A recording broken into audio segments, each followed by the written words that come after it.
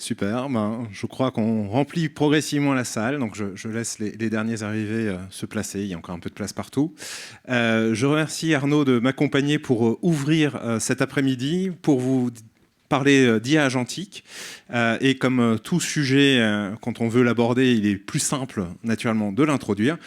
Donc déjà, je suis Raphaël Fétic, président de Convertéo, et je laisse peut-être Arnaud Girard, bonjour à tous. J'ai la responsabilité des équipes Cloud AI chez Google France. Donc maintenant qu'on a introduit les speakers, il faut qu'on parle du sujet. Le sujet pour lequel vous avez fait a priori le déplacement, c'est le sujet de l'agentique, sujet qui a été maintes fois abordé, j'imagine, dans vos newsletters et autres fils d'information ces derniers mois. On a voulu naturellement faire un temps d'arrêt pour la démarquer de la GenAI, dont on vous a parlé il y a plutôt 2 ans, et vous rappeler que les deux technologies sont une forme de continuité, puisque l'IA générative, en gros, c'est le musicien. Vous l'avez déjà utilisé et vous joue des mélodies a priori délicieuses à votre oreille, mais on est passé à un autre niveau. On passe au niveau orchestre cette fois-ci, et donc il vous faut un chef d'orchestre. Et c'est comme ça qu'on a choisi naturellement de vous présenter cette technologie qui est l'IA agentique. Est-ce que tu veux préciser dès à présent Moi, ce qui me frappe, donc j'ai rejoint Google il y a quelques mois, ce qui me frappe aujourd'hui, c'est cette évolution de GenAI vers l'agentique, qui est la capacité, ça va être beaucoup détaillé dans l'après-midi, mais à mener des actions, avoir une IA qui mène des actions de bout en bout, sous contrôle évidemment. Et c'est le momentum, je dirais, 2026. On voit que ça arrive partout, ça arrive dans nos vies personnelles, dans nos vies professionnelles, et à la différence peut-être des dernières grandes transformations auxquelles on peut penser, que ce soit l'arrivée du mobile ou pour les plus anciens d'entre vous qui se souviennent des années 2015-2016, l'uberisation. Là, l'IA et l'agentique en particulier s'imposent à nous par cette adoption un petit peu virale. donc le message? C'est maintenant. C'est maintenant. J'aime bien cette vidéo. Je ne sais pas si certains d'entre vous ont eu la chance d'essayer ces véhicules autonomes, mais c'était un petit peu la promesse du futur, cette promesse de la baie de San Francisco, ce truc incroyable. Bon, sachez que ça arrive en Europe, puisque c'est en expérimentation à Londres en ce moment. Et pour ceux qui ont eu la chance de l'utiliser, dont je fais partie, je ne sais pas si ça vous a fait le même effet. Après les 2-3 minutes d'effet waouh, je me suis senti extrêmement en sécurité. Je me suis senti tout à fait à l'aise et l'expérience était vraiment sans couture. Donc, cela dit, ça ne nous exempte pas, ces véhicules autonomes, comme l'adoption de l'IA aujourd'hui, d'un certain nombre de questions sur l'adoption, la sécurité, le partage de la route entre véhicules autonomes et véhicules moins autonomes encore conduits par les humains que nous sommes. Donc c'est vraiment autour de ces sujets qu'on va passer l'après-midi ensemble. C'est maintenant, mais c'est un continuum. Donc ne ratons pas la vague, elle est là, elle arrive, surfons-la plutôt que de la prendre, je dirais, de face. Alors j'aime bien cet exemple parce qu'on aurait pu finalement parler pendant 20 minutes de cet exemple-là parce qu'il concentre toutes les questions que vous devez vous poser. Et notamment, moi, il y en a un que je vois tout de suite, c'est que ce véhicule, on aurait pu écrire une fiche de poste. En fait, c'est la fiche de poste du conducteur qui m'amène d'un point A à un point B, je brief, et c'est lui qui se débrouille pour m'amener au point B. Et il y en a plein d'autres, le business model, le sujet de l'acceptabilité, le sujet de la coexistence dans un écosystème hybride avec encore des humains aussi qui, eux, ont des comportements très certainement moins planifiables versus si tous les véhicules étaient naturellement pilotés par une IA, comment ça fonctionnerait et comment on aurait des gains, là encore une fois à l'échelle, et on changerait tout l'operating model. Mais on s'est dit qu'on n'allait pas faire tout l'après-midi sur le sujet Waymo. Par contre, on souhaitait vous remettre en perspective le sujet classique de l'urgence, parce que si c'est pas urgent, c'est pas important, et si c'est pas important, c'est pas urgent. Là, l'urgence, elle est clairement au quotidien au sein de vos équipes, puisque vous avez déjà des employés, le nombre de personnes qui utilisent des versions personnelles des technologies agentiques parce qu'ils ont envie d'avoir la leur, celle qui marche peut-être mieux que celle qu'on a choisie ou ainsi de suite. Dans les entreprises qu'on accompagne, c'est une réalité et on peut faire semblant de ne pas l'avoir.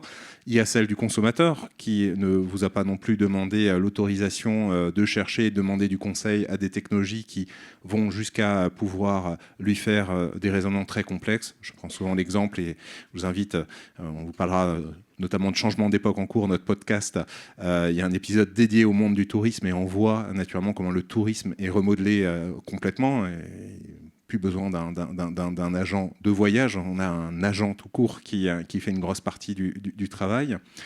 Et naturellement, vos concurrents, alors là, ça dépend des secteurs, ça dépend naturellement leur capacité à prendre la vague, mais il y a une réalité, naturellement, c'est qu'on va voir les premiers acteurs se différencier. Et la question est, est-ce que vous voulez être de ceux-là ou est-ce que vous voulez être des suiveurs ?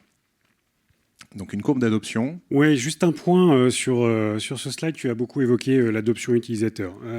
Vous l'avez remarqué, tu l'as précisé, l'adoption utilisateur s'impose à vos employés qui sont, comme vous et moi, certainement équipés dans leur poche de cet outil et donc qui ont déjà adopté assez massivement un usage de l'IA.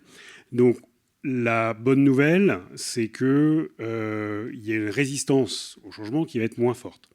En revanche, il est critique de proposer un cadre structuré pour que vos employés puissent l'adopter selon les bons standards définis dans votre entreprise. Ça, c'est le premier point. Ensuite, on va pouvoir passer à l'arrivée des agents. Donc, je le répète, un agent, c'est un système autonome. Ça ne veut pas dire qu'il fait tout seul de manière complètement aléatoire. Au contraire, il est cadré, il est structuré, il est sous le contrôle d'un utilisateur, mais il va pouvoir commencer à gérer ses premières tâches. Et au fur et à mesure que les agents vont se multiplier, c'est des systèmes entiers qui vont pouvoir être délégués à être réalisés, opérés par des agents jusqu'à une logique d'AI native avec potentiellement des prises en compte de nouveaux business, nouvelles opportunités. Et c'est un petit peu la rampe. Alors on a mis les legacy enterprise très plates.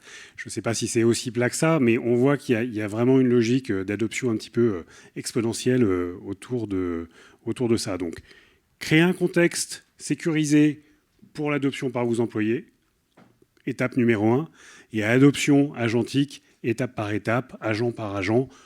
Tout ça dans le cadre d'une stratégie d'entreprise globale qui va définir un petit peu le cadre agentique des utilisateurs. Ça, c'est un point qui est absolument clé. Ce slide, moi, je l'aime beaucoup parce qu'il aide à synthétiser un petit peu la différence entre GenAI et Agentic AI. Le premier point, c'est le multimodal. On voit qu'il y a besoin aujourd'hui, je vois un certain nombre de gens prendre des photos ou prendre des notes, peut-être que demain, quand vous voudrez reprendre un petit peu, qu'est-ce qu'on s'est dit, tiens, hier avec Converteo, il va falloir chercher dans tous ces documents. Donc l'arrivée du multimodal, c'est un premier driver stratégique clé qui permet cette adoption à l'échelle de l'agentique. Deuxième point, on est aux premières années de l'IA. Si on considère que date de naissance, c'est ChatGPT, on voit qu'on est quand même au vraiment premier pas. Cela dit, on a déjà vécu la première vague, GenAI, agentique. Et aujourd'hui, on a des systèmes qui sont fiables et qui permettent d'être utilisés en production. Donc, d'une phase de proto où on essaye, etc., on arrive à être capable de mettre des process métiers sur l'IA. Et enfin, l'agentique, je ne peux pas m'empêcher d'y revenir, mais je crois que c'est un peu le thème de la journée, c'est cette capacité à gérer de manière autonome un certain nombre de process, de workflow métiers que vous pouvez avoir en tête, puisque un process métier, ce n'est pas un use case, ça va être souvent différents cas d'usage qui peuvent être séquencés, différentes équipes qui interviennent, et donc ça va être un point clé pour justement être conscient qu'il n'y a pas forcément d'agent, super agent qui va régler tout de suite tout seul. Non, c'est une succession d'activations qu'on va pouvoir mettre en œuvre. Des choses qui se passent en tâche de fond, sans intervention humaine. Donc aujourd'hui, on pense qu'il faut changer d'approche. Ce n'est pas une technologie additionnelle, c'est une technologie qui est, par son design, on vous reparlera de la transformation par l'électricité dans quelques slides. Donc, c'est de cette ampleur-là. Et quand on veut aborder une technologie, naturellement, le premier réflexe, c'est le cycle d'innovation. Il faut se rappeler que chaque technologie, combien même on est très visionnaire, ça passe par un exercice de découverte. Il faut l'essayer. Il faut regarder où et comment ça remet en perspective ce qui était acquis, ce qui était su. Cette phase de découverte, c'est ce que d'habitude dans les startups, on appellera faire des multi-pivots. Donc on cherche plusieurs fois, on itère. Je dis souvent, c'est quand les choses sont en suspension, quand dans le liquide, les choses sont en suspension. Il faut un peu choisir dans toutes les directions d'aller, d'explorer, d'essayer et de se tromper. Quand ça commence à se décompter, on rentre dans ce qu'on appelle des phases d'efficacité, et c'est là qu'on commence à se fixer des objectifs que l'on atteint. Et là, c'est important parce que dans la fixation d'objectifs, on pourra revenir dessus, il y a une notion d'ambition. S'il n'y a pas d'ambition, il n'y a aucune raison de transformer, il n'y a aucune vocation à évoluer. Encore une fois, techno A ou techno B, si ça fait la même chose que la veille au soir ou pour un gain incrémental, vous allez rester sur la techno A. Donc il faut que, encore une fois, considérer qu'on est sur un sujet d'ambition, il faut aller chercher plus loin. Et après, on aura des discussions, naturellement, et on en parlera aujourd'hui, d'efficience. Donc là, on parle de FinOps notamment, mais pas que. Comment, naturellement, on atteint nos objectifs avec le moindre dépense. De manière générale aussi, si on prend cette hauteur, notamment dans la phase de découverte, il faut oser casser les silos. Alors encore une fois, j'enfonce une porte ouverte. On a parlé de la transfo digitale il y a un peu plus de 15 ans. On est dans une transformation au moins équivalente, sinon plus ambitieuse. Donc les silos ont, pour certains, et même nombreux, survécu. Il faut autoriser aujourd'hui à poser un petit peu les capabilities des entreprises plutôt que les modèles organisationnels, et notamment parce que on reviendra peut-être dessus de manière un peu conceptuelle. Les process existent parce qu'il y a des humains et ils ont cette tête-là, ces processus, parce que ce sont des humains. C'est-à-dire des gens qui peuvent être fatigués, mal intentionnés, maladroits. Donc voilà, il y a des processus sur de la conformité ou autres qui sont juste existants parce que c'est un humain qui opère et que par essence, il est encore plus improbable qu'une machine.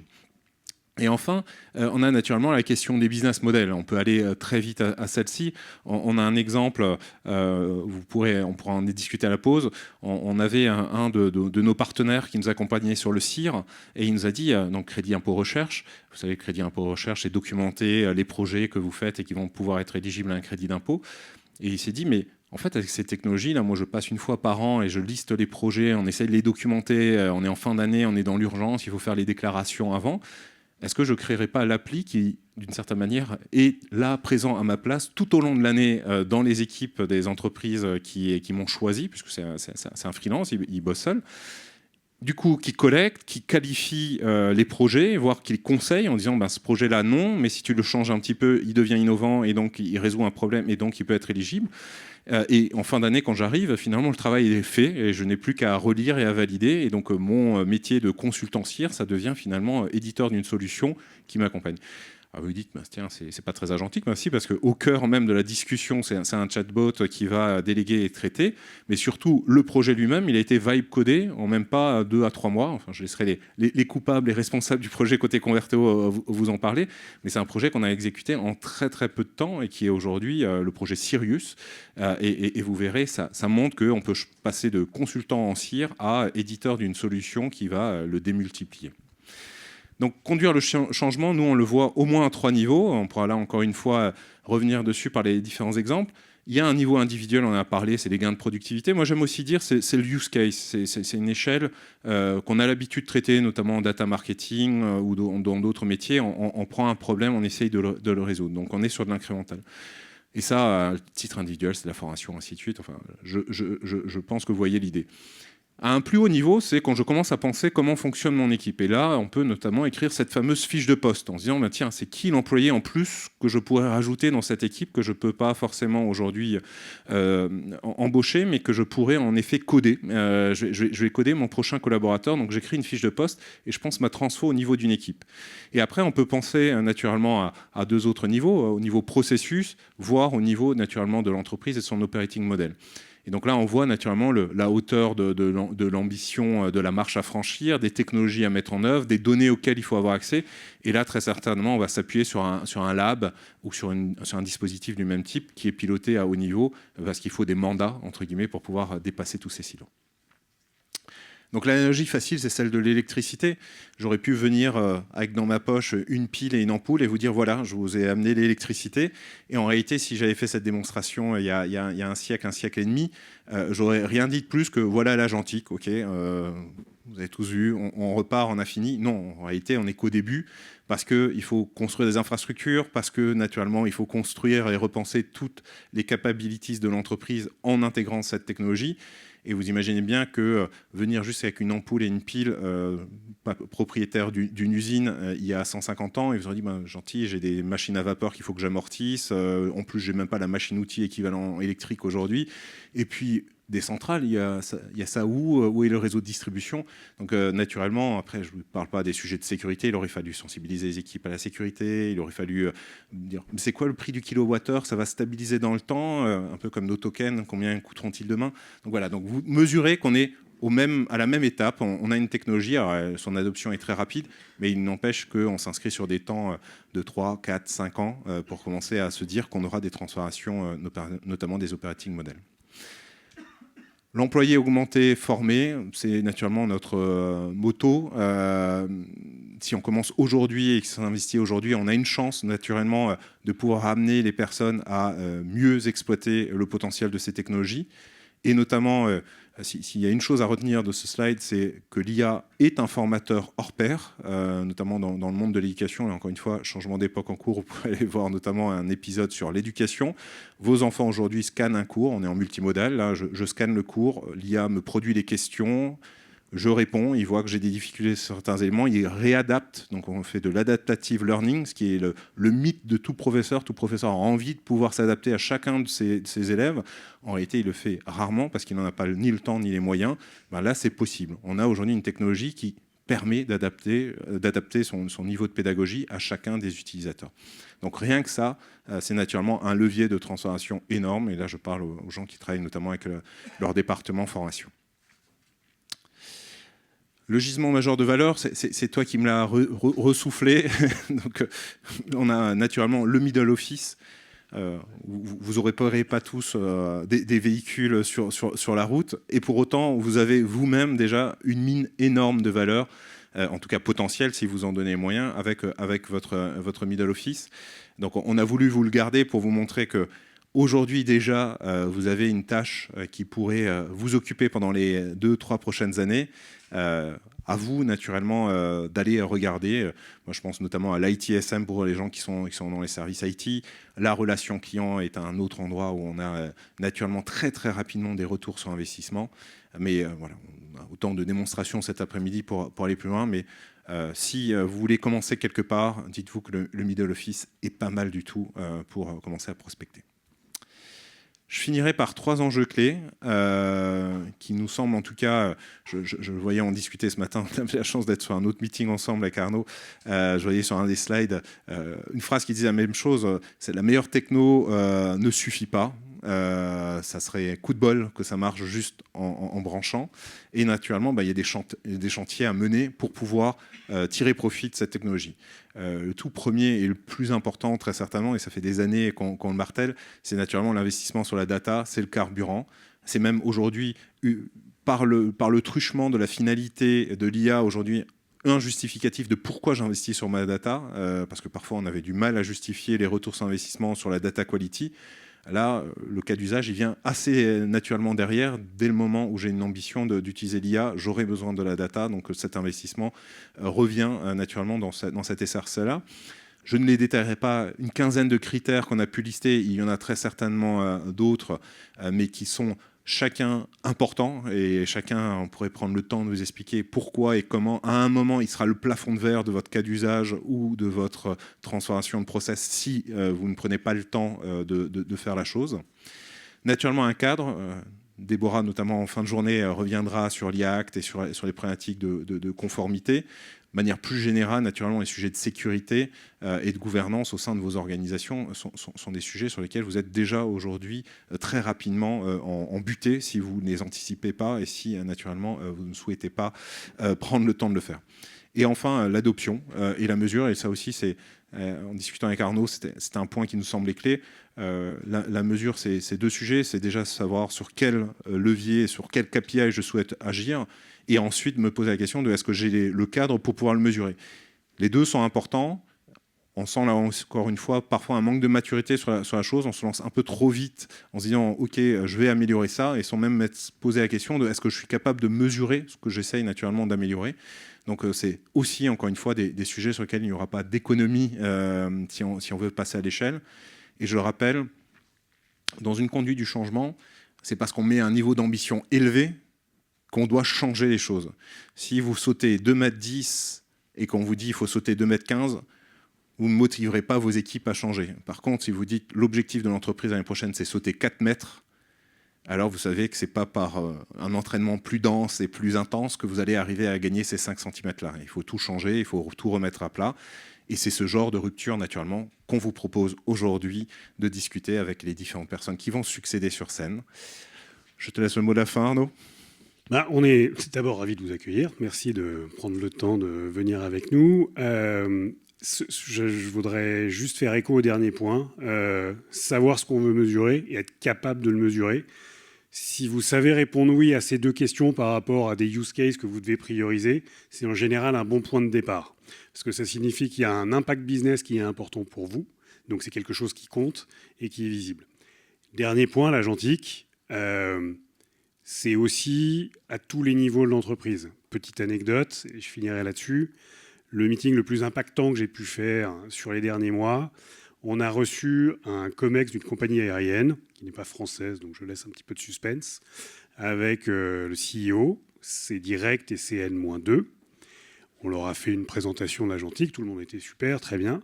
Et après, on les a mis dans une salle, derrière un laptop, avec des scénarios à tester par eux-mêmes.